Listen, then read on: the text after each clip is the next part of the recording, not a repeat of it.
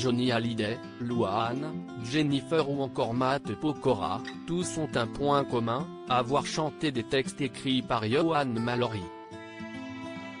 Depuis plusieurs années, ce parolier multiplie les collaborations avec les artistes de la scène musicale française, notamment sur l'album posthume de Johnny Hallyday où il a signé 3 chansons, mais aussi Jennifer, avec qui il a même enregistré un duo. Mais depuis mercredi 10 mars, on ne parle plus de musique concernant Johan Mallory, mais d'agression sexuelle. Selon les informations du Point, le parolier et slammer a été placé en garde à vue dans le cadre d'une enquête, après que 4 plaintes aient été déposées à son encontre.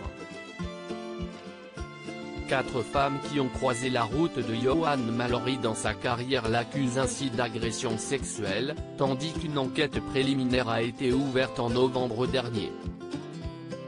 C'est dans le cadre de cette affaire que l'artiste de 36 ans a été placé en garde à vue au siège de la police judiciaire parisienne.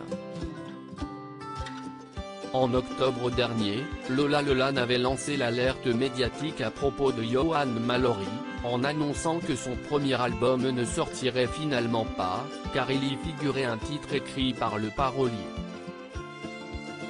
Johan Mallory s'estime victime d'une injustice sur son compte Instagram, la chanteuse avait ainsi expliqué que peu après, son post annonçant la sortie prochaine de son album, elle avait reçu un message témoignant d'actes effroyables et intolérables accusant un des auteurs de ses chansons, preuve à l'appui. Et j'ai appris peu après l'existence de plusieurs plaintes ainsi qu'un nombre considérable de témoignages à l'encontre de cette même personne, avait-elle souligné, se demandant comment défendre les paroles de quelqu'un qui va à ce point à l'encontre de nos valeurs.